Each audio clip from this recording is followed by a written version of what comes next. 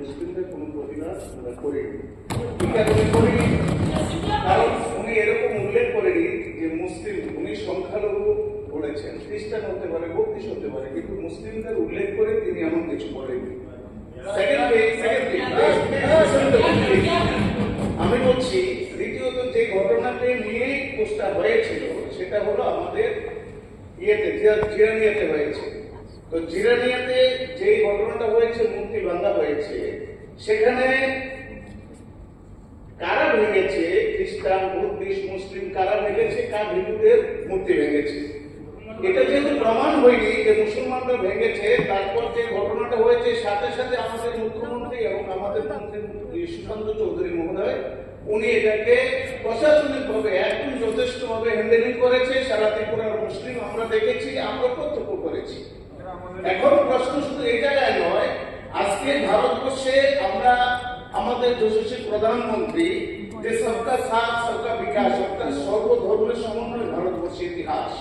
আজকে শুধু আমি এতটুকু বলতে চাই, আজকে সুদূরবাবু যে কথাগুলো বলছেন বা কংগ্রেসের তরফ থেকে যে কথাগুলো বলেছেন, কিছুদিন আগে 6 মাস কি 1 বছর হবে, গত পূজাতে এই কুমিল্লাতে, বাংলাদেশের কুমিল্লাতে পূজা মন্দিরের মধ্যে কোরআন রেখে দেওয়া হয়েছিল। হাজার হাজার হিন্দুদেরকে ধ্বংস করা হয়েছিল, অশ্লীলভাবে মেরেছিল ওই মুসলিম হিন্দুদেরকে, এবং লাস্টে ধরা পড়লো কি একজন মুসলমান ওইখানে কোরআন রেখেছে।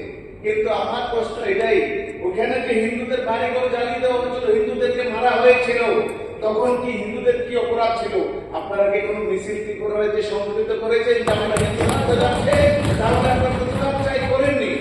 তখন সেকেন্ড দিন, আজকে বাংলাদেশের সংখ্যালঘু কারা হিন্দু, ভারতবর্ষের সংখ্যালঘু কারা মুসলিম। আজকে দেখেন এই সংখ্যালঘুদের ধার্মিক ভাবে ডেভেলপমেন্ট করার জন্য ভারতবর্ষের সরকার, আমার বাজপেয়ী সরকার কি করে দিয়েছে? মাদ্রাসা তৈরি করে দিয়েছে এবং মুসলিমদেরকে ধর্মীয়ভাবে শিক্ষার জন্য এগিয়ে নিয়ে যাচ্ছে। আরেকটু বলতে দিন। কিন্তু আজকের দিনে ভারতবর্ষে যত হামলা হচ্ছে, যত কিছু হচ্ছে, খুন আক্রমণ হচ্ছে, দিল্লি থেকে শুরু করে ত্রিপুরা পর্যন্ত ধরা পড়ে কারা? মুসলিমরা। কিন্তু তারপরেও আমাদের এই ভারতবর্ষে সমন্বয় রেখেছেন আমাদের প্রধানমন্ত্রী। কিন্তু আজকে যে বাংলাদেশে এই যে হাসিনাকে নিয়ে এত ঘটনা ঘটলো, হাসিনা পালিয়ে গেল, কোথায় গেল সেটা আমাদের ভারতবর্ষে দেখার নয়। কিন্তু প্রত্যেকটি কলেজে, ইউনিভার্সিটিতে হিন্দু টিচারদেরকে অপমান করে মেরে মেরে তাদেরকে বের করে দেওয়া হচ্ছে।